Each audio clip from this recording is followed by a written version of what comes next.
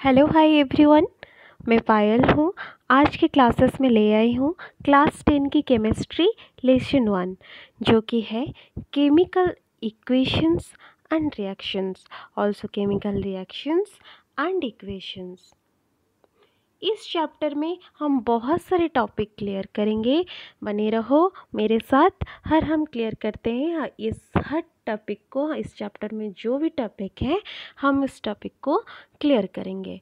Okay, चलो देखते हैं इस चैप्टर में कौन कौन सा टॉपिक है।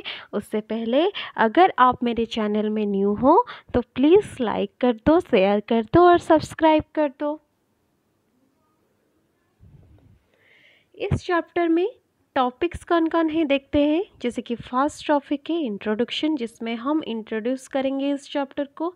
उसके बाद केमिकल रिएक्शन है, केमिकल इक्वेशन है, बैलेंस केमिकल इक्वेशन है, टाइप ऑफ केमिकल रिएक्शन है, कोरिजन्स एंड रेंसिडिटी। हम वन बाय वन इस सारे टॉपिक को क्लियर करेंगे। ओके, जिसमें भी आपको कुछ प्रॉब्लम होगा, कुछ क्वेश्चन पूछने के लिए होगा, तो आप मुझे कमेंट कर सकते हैं।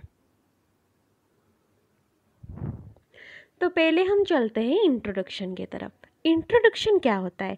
एक चैप्टर का इंट्रोडक्शन मतलब हम बेसिक से स्टार्ट करेंगे। जैसे कि ये दिया है केमिकल रिएक्शन, पहले हम ये जान लेते हैं केमिकल चेंज क्या है, फिजिकल चेंज क्या है। उसके बाद हम देखेंगे केमिकल रिएक्शन क्या है। फिजिकल चेंज क्या है? हमारे सराउंडिंग में बहुत सारे सब्सटेंस रहते हैं, उनमें से बहुत सारे चेंज भी होता है। जैसे कि कुछ सब्सटेंस में टेम्पोरली कुछ चेंज होता है, उस जो टेम्पोररी जो चेंज होता है उसको हम फिजिकल चेंजेस बोलते हैं। तो यहाँ पर दिया है most of the substance around us undergoes various changes, some of this changes are temporary with no new substance being formed, there are called physical changes. Okay, मैंने भी वही किया कि जो टेम्पररी जो चेंज होता है उसमें से कोई न्यू प्रोडक्ट हमें मिलता ही नहीं है, हम उसको फिजिकल चेंज बताते हैं। केमिकल चेंज क्या होता है ना, in certain other changes the new substance formed in which the reactant और the parent loses its identity to form new substance called product। क्या होता है केमिकल चेंजेस में? यहाँ पर तो फिजिकल चेंजेस में हमें कोई न्यू प्रोडक्ट नहीं मिलता, पर वो केमिकल चेंजेस में हमें एक न्यूली प्रोडक्ट मिलता है जो कि रिएक्टेंट से कुछ भी मतलब उसका नहीं होता, मतलब कुछ भी आइडेंटिटी उसका मैच नहीं करता है। एक न्यूली सब्सटेंसेस हमें देखने के लिए मिलता है ना। This changes are permanent changes as we won't get the reactant back. वो जो चेंजेस हो जाता है हमें नेक्स्ट टाइम कुछ नहीं मिलता, हमें उसमें से एक जो रिएक्टेंट होता है वो नहीं मिलता। जैसे कि फिजिकल चेंजेस अगर हम देख ले, आइस को ले ले, तो आइस क्या होता है, हम अगर वाटर को फ्रीज में रख देते हैं वो आइस बन जाता है, कुछ देर बाद उसको नॉर्मल टेम्परेचर में रखने से वाटर बन जाता है। पर यहाँ पर क्या होता है, यहाँ पर एक परमानेंट चेंजेस हो जाता है, यहाँ पर कोई भी टेम्पररी चेंजेस नहीं होता।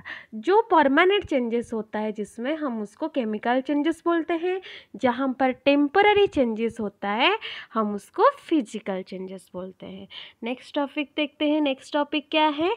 नेक्स्ट टॉपिक हमारा है केमिकल रिएक्शन। तो केमिकल रिएक्शन क्या है ना, chemical reaction is the process by which two or more substance react with each other or to form new substance with different properties. जहाँ पर दो से ज़्यादा सब्सटेंसेस अपने अंदर रिएक्ट करके एक न्यू प्रोडक्ट बनाते हैं, और जो न्यू प्रोडक्ट होता है वो डिफरेंट प्रॉपर्टीज़ लेके आता है, उसको हम केमिकल रिएक्शन करते हैं।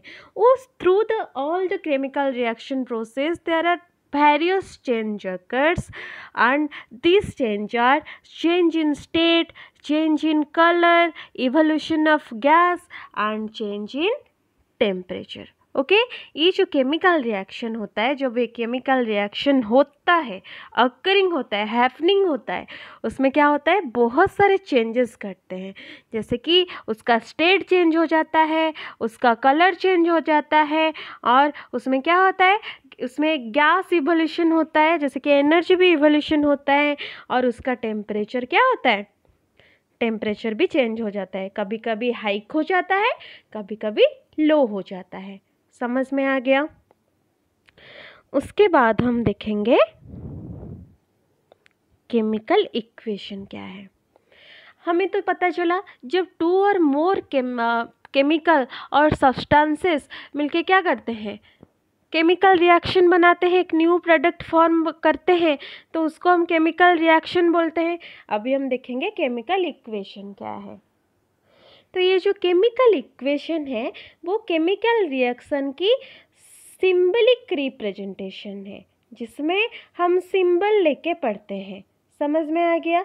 तो इसमें क्या दिया है ना, the chemical equation is symbolic representation of chemical reaction in the form of symbol and formula wherein the reactant entity is given on the left hand side and the product entity is on the right hand side। इसमें से और एक हम जानने को पाए कि जो रिएक्टेंट होते हैं, जिसको हम रिएक्टेंट बोलते हैं, रिएक्टेंट हम किसको बोलते हैं, जो रिएक्ट करता है, एक रिएक्शन में जो रिएक्ट करता है हम उसको रिएक्टेंट बोलते हैं। तो जो रिएक्टेंट होते हैं हम उसको लेफ्ट हैंड साइड में रखते हैं, और जो प्रोडक्ट निकलता है, जो रिएक्टेंट के रिएक्शन से जो प्रोडक्ट निकलता है हम उसको राइट हैंड साइड में रखते हैं। समझ में आ गया। यहाँ पर एक एग्जाम्पल ली हूँ मैंने, मैग्नीशियम ऑक्साइड और मैग्नीशियम ऑक्सीजन के साथ जब रिएक्ट करता है तो मैग्नीशियम ऑक्साइड बनता है। समझ में आ गया। इसका सिंबलिक रिप्रेजेंटेशन भी हम बना सकते हैं। तो ये जो केमिकल इक्वेशन है जो सिंबलिक हो गया, जैसे कि हम Mg ले लिए, O2 ले लिए, तो MgO हो गया, वो केमिकल इक्वेशन बन गया। हम सिंबल ले यूज़ करके केमिकल रिएक्शन को केमिकल इक्वेशन में कन्वर्ट कर दिए। तो वो जो केमिकल इक्वेशन है वो बैलेंस्ड होना चाहिए। कब बैलेंस्ड होगा वो केमिकल इक्वेशन, जब both left hand side and right hand side में जितने सारे एलिमेंट है वो क्या होंगे, एक समान होंगे। जैसे कि Zn जिंक यहाँ पर एक है तो यहाँ पर प्रोडक्ट के साइड में भी जिंक एक होगा। हाइड्रोजन यहाँ पर 2 है तो प्रोडक्ट के साइड में भी हाइड्रोजन 2 होगा। तो ये वाला स्टेप वाइज करके वो वाला बैलेंस्ड केमिकल इक्वेशन होता है। समझ में आया। मैं उसको स्टेप वाइज आपको बताती हूँ आप कैसे बैलेंस्ड केमिकल इक्वेशन बनाएंगे। एक मैं शॉर्टकट फार्मूला आपको देती हूँ। जैसे आप देखे हैं यहाँ पर 3Fe 4H2O Fe3O4 और 4H2 निकला है उसमें से। तो हम देखेंगे इसको हम कैसे बैलेंस करेंगे। इसका जो इनबैलेंस जो इक्वेशन है वो है Fe plus H2O and the product is Fe3O4 plus H2। Okay, ये वाला इक्वेशन को हम कैसे बैलेंस करेंगे, ये वाला इक्वेशन बैलेंस्ड होके ये वाला इक्वेशन बनेगा। पहले हम क्या करेंगे ना, पहले हम एलिमेंट ले लेंगे। इसमें कौन कौन सा एलिमेंट है, इसमें Fe है, H है और O है। तो इस इक्वेशन में Fe जो है वो 1 है, H2 है मतलब 2 H2 है और O1 है। ये रिएक्टेंट साइड में हमारा Fe जो है वो 1 है, H जो है वो 2 है और O जो है वो 1 है। पर in product side Fe equal to 3 and O equal to 4 also H equal to 2।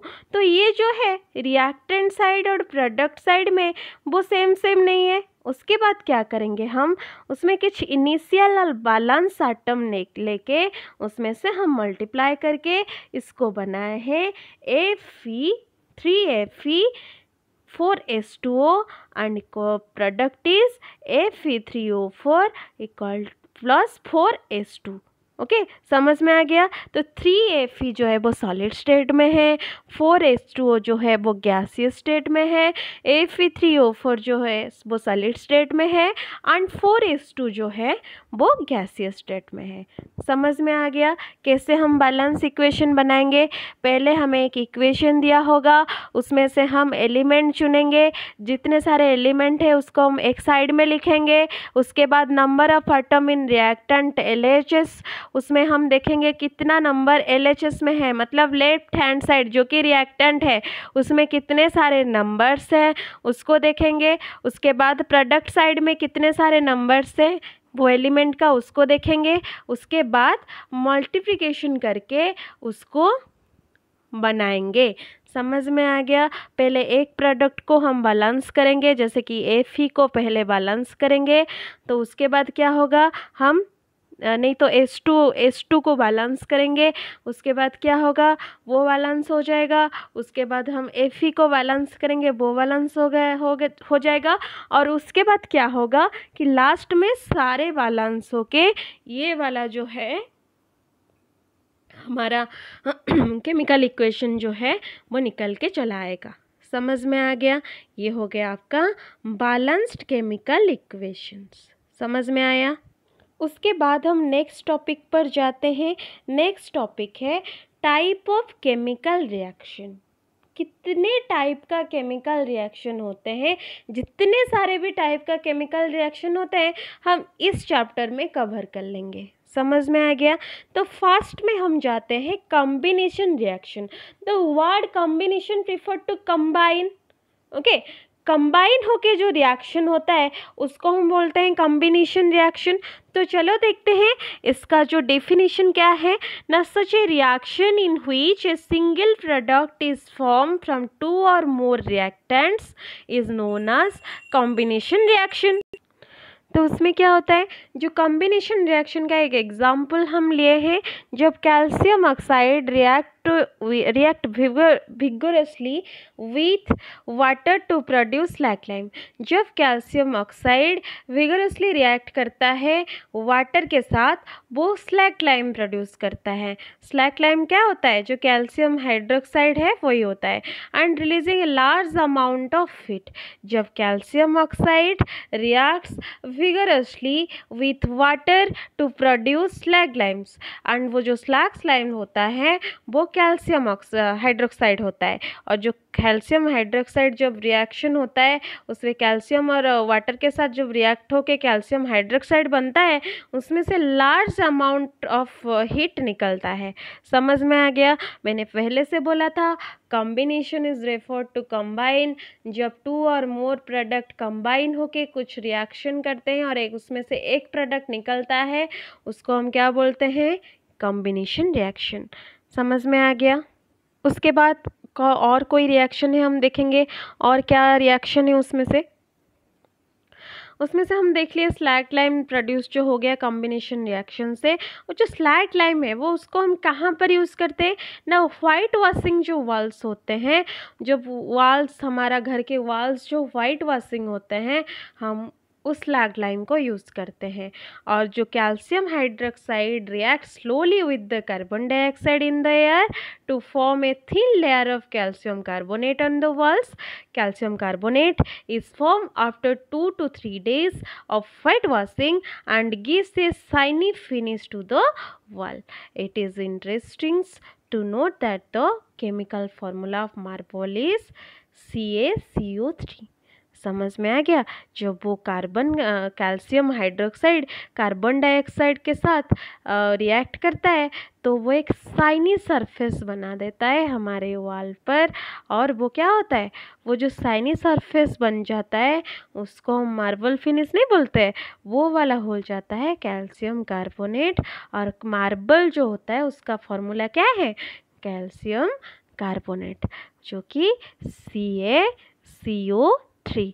जब स्लैग लाइम क्या होता है, जब कैल्शियम हाइड्रोक्साइड CaOH2 जब कार्बन डाइऑक्साइड के साथ क्या करता है, रिएक्ट करता है, स्लोली रिएक्ट करता है, मतलब 2 to 3 days लग जाता है उसको वाइट वॉशिंग के बाद पूरा शाइनिंग वाइट कलर देने के लिए, तो वो वाला जो होता है वो होता है कैल्शियम कार्बोनेट।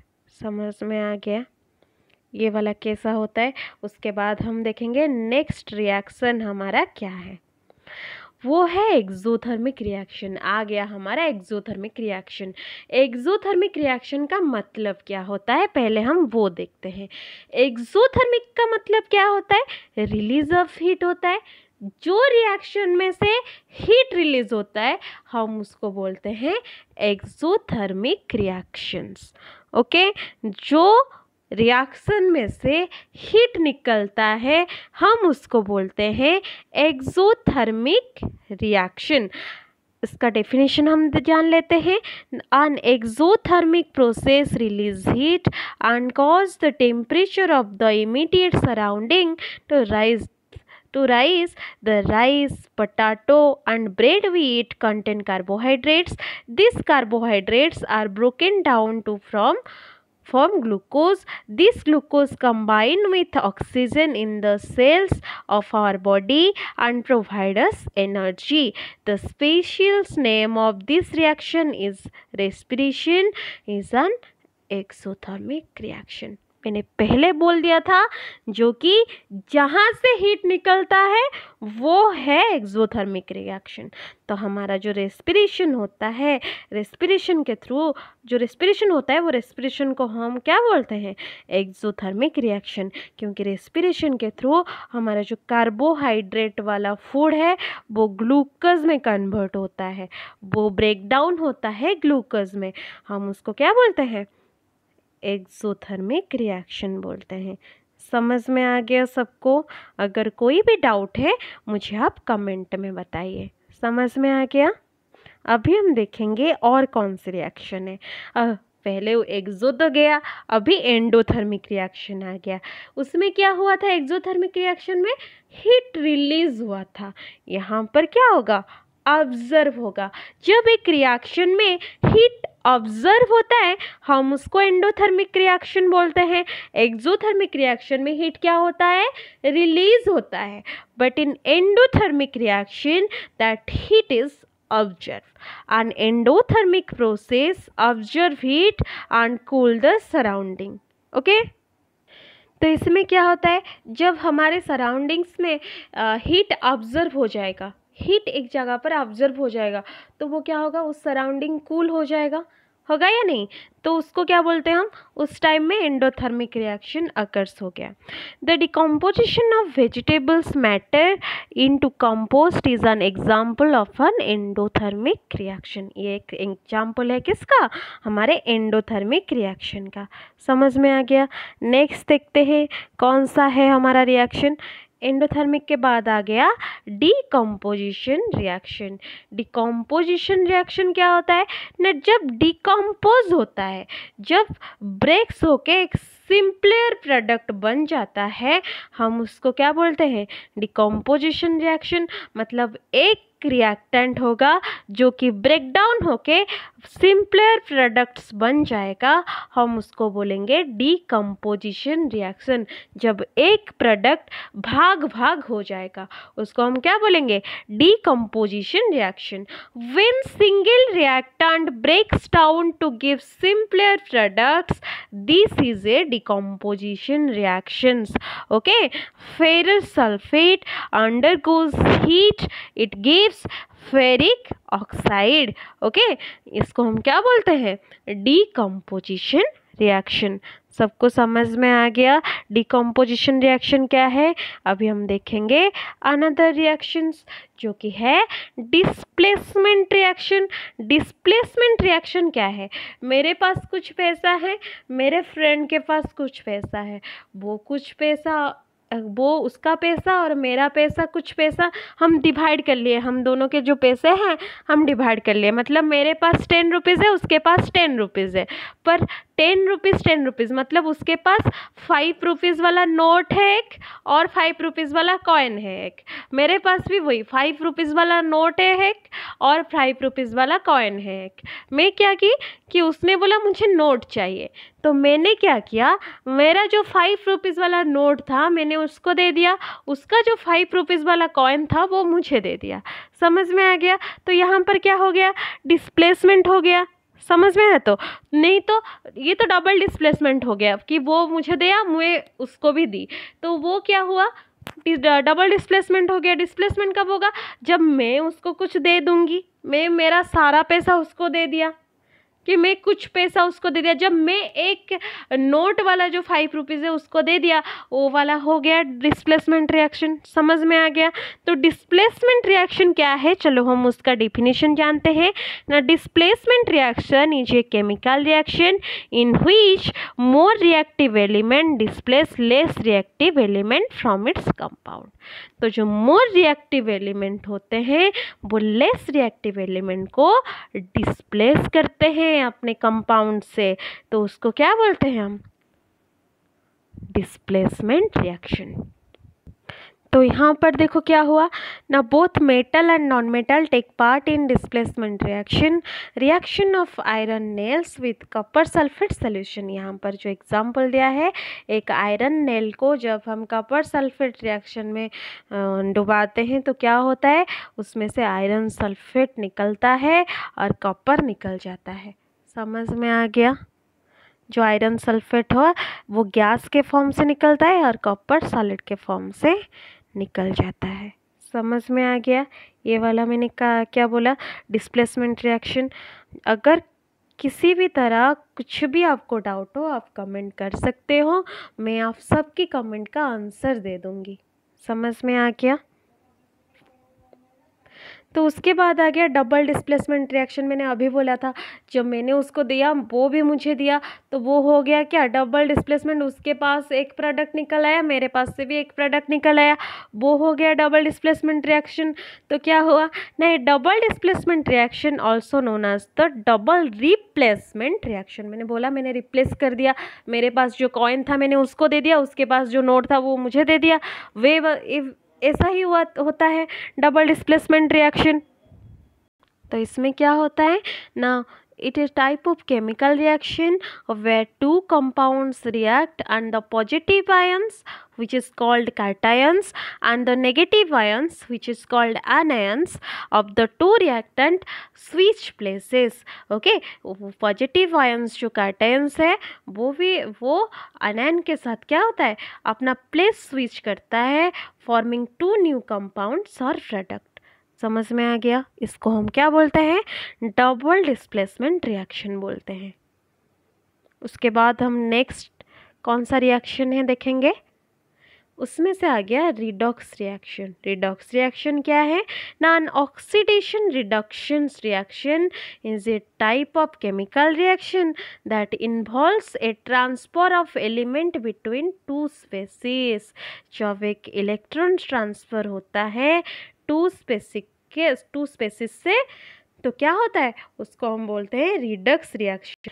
इसमें हम क्या होता है ना, इसमें जो गेनिंग और लॉजिंग ऑफ इलेक्ट्रॉन होता है, मतलब इसमें से इलेक्ट्रॉन लूज भी होता है और गेन भी होता है, इसको हम क्या बोलते हैं, रिडक्स रिएक्शन। ये जो रिडक्स रिएक्शन, हमें इनमें से दो वर्ड हमें समझ में आया, जैसे कि ऑक्सीडेशन हुआ, रिडक्शन हुआ। ऑक्सीडेशन का मतलब क्या है, जब हम ऑक्सीजन देख के क्या करते हैं, this process involves gain of oxygen और लॉस ऑफ हाइड्रोजन। जब हम हाइड्रोजन दे के ऑक्सीजन पाते हैं तो हम उसको क्या बोलते हैं, ऑक्सीडेशन। रिडक्शन क्या है, जब हम हाइड्रोजन पाते हैं और ऑक्सीजन देते हैं तो हम उसको क्या बोलते हैं, रिडक्शन रिएक्शन। जब हमारे साथ हाइड्रोजन हमें छोड़ देता है और ऑक्सीजन हमारे पास चला आता है, तो वो क्या होता है, ऑक्सीडेशन होता है। जब हाइड्रोजन क्या होता है, हाइड्रोजन हमारे पास आता है और ऑक्सीजन चला जाता है, हम उसको क्या बोलते हैं, रिडक्शन रिएक्शन। समझ में आ गया सबको। अभी हम देखेंगे ऑक्सीडाइजिंग एजेंट। ऑक्सीडाइजिंग एजेंट क्या है ना, it is the substance which gives oxygen और गेन हाइड्रोजन। ऑक्सीडाइजिंग एजेंट जो है, जो कि हमें ऑक्सीजन देता है और हमसे हाइड्रोजन ले जाता है, तो हम उसको क्या बोलते हैं, oxidising agent. It is the substance which is reduce itself and oxidise other, जो खुद को खो के दूसरों को ऑक्सीडाइज करता है, हम उसको ऑक्सीडाइजिंग एजेंट बोलते हैं। रिड्यूसिंग एजेंट किसको बोलते हैं, जब जो सब्सटेंस हाइड्रोजन देके ऑक्सीजन गेन करता है, जो दूसरे के बारे में नहीं सोचता, खुद के बारे में सोचता है। एग्जाम्पल, तो जो दूसरे के बारे में नहीं सोचता मतलब वो हाइड्रोजन दे देता है, खुद ऑक्सीजन लेके चला आता है, तो उसको हम क्या बोलते हैं, रिड्यूसिंग एजेंट।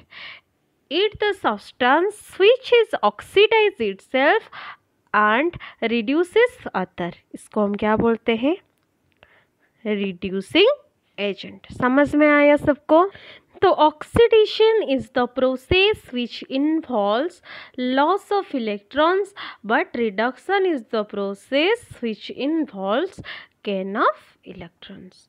मतलब ऑक्सीडेशन एक प्रोसेस है जहाँ पर इलेक्ट्रॉन लॉस हो जाते हैं, एंड रिडक्शन एक प्रोसेस है जहाँ पर इलेक्ट्रॉन्स को हम गेन करते हैं। समझ में आया? नेक्स्ट देखते हैं क्या है हमारे पास।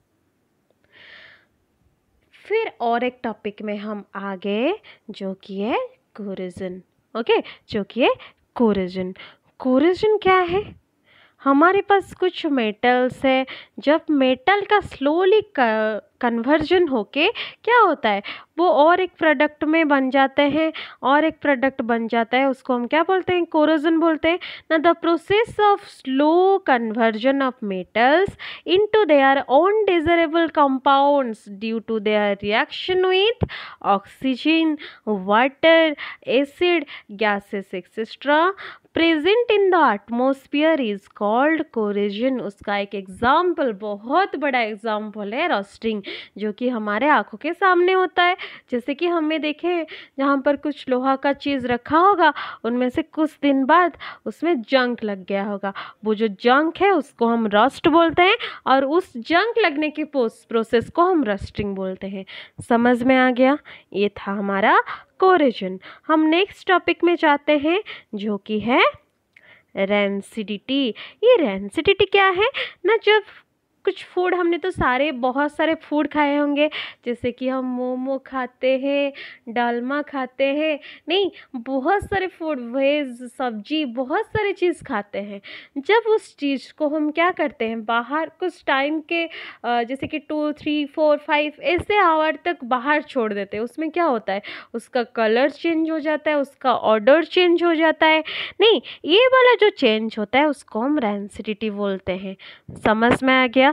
The taste and odor of food materials containing fat and oil changes when they are left exposed to air for long time. This is called rancidity. उसको हम क्या बोलते हैं, rancidity बोलते हैं। It is caused due to oxidation of fat and oils present in food materials. ये क्यों होता है रेंसिडिटी, जो कि फैट एंड ऑयल होता है फूड मटेरियल, उसके वजह से ही ये रेंसिडिटी होता है, क्योंकि वो जो एयर है, एयर के साथ रिएक्ट करके ऑक्सीडेशन हो जाता है, और उसमें से उसका टेस्ट और ऑर्डर बदल जाता है। तो इसको हम प्रिवेंट कैसे करें, कैसे हम रेंसिडिटी को प्रिवेंट करें? It can be prevented by using various methods, such as by adding antioxidants to the food materials, storing food in airtight containers, and by flushing out air with nitrogen. इसको हम क्या करेंगे, antioxidant कुछ food material में add कर देंगे, तो वो रेंसिडिटी को प्रिवेंट करेगा। अगर जिसके हमें पता है, हम क्या करते हैं, चिप्स पैकेट तो हम सभी खाते हैं, चिप्स खाते हैं, उसमें क्या रहता है, वो फुला होके रहता है। जब हम उसको छील लेते हैं, टीयर कर लेते हैं, तो क्या होता है, उसमें से कुछ गैस निकल जाता है, वो जैसे कि वैसा रह जाता है। तो वो जो गैस निकलता है, वो गैस क्या होता है, वो नाइट्रोजन गैस ही होता है। नाइट्रोजन हेल्प करता है बहुत दिन तक फूड मटेरियल को स्टोर करने के लिए। हमें तो पता नहीं है वो चिप्स कब बना होगा, कैसे बना होगा, पर उसमें से नाइट्रोजन जब रह जाता है तो वो क्या करता है, बहुत दिनों तक वो चीज़ को क्या करता है, स्टोर करके रखता है। एक एयर टाइट कंटेनर आपने देखा होगा, कुछ हम यूज़ करते हैं एक एयर टाइट कंटेनर, मतलब उसमें से एयर निकाल लेते हैं। तो वो वाला कंटेनर में भी अगर आप कुछ चीज़ रखोगे वो भी रैंसिडिटी को प्रिवेंट करेगा। तो आज का जो टॉपिक था, हमारा जो लेसन था, क्या लेसन था हमारा, केमिकल रिएक्शन एंड इक्वेशन। हम सारे टॉपिक्स क्लियर कर लिए हैं। सोच रहा हूँ कि आई थिंक आप सबका डाउट क्लियर हो जाएगा, और इस वीडियो देखने के बाद आप सबका डाउट क्लियर हो जाएगा। अगर कुछ भी डाउट है तो आप मुझे कमेंट करके बताएंगे। धन्यवाद। आज का क्लास हम यहीं पर समाप्त करते हैं। अगर कुछ भी डाउट है आप क्या करेंगे, हमें कमेंट करेंगे, और जो न्यू है मेरे चैनल में वो मेरे चैनल को share, comment and likes and subscribe करने ना भूलिएगा। समझ में आ गया? धन्यवाद। Thank you everyone.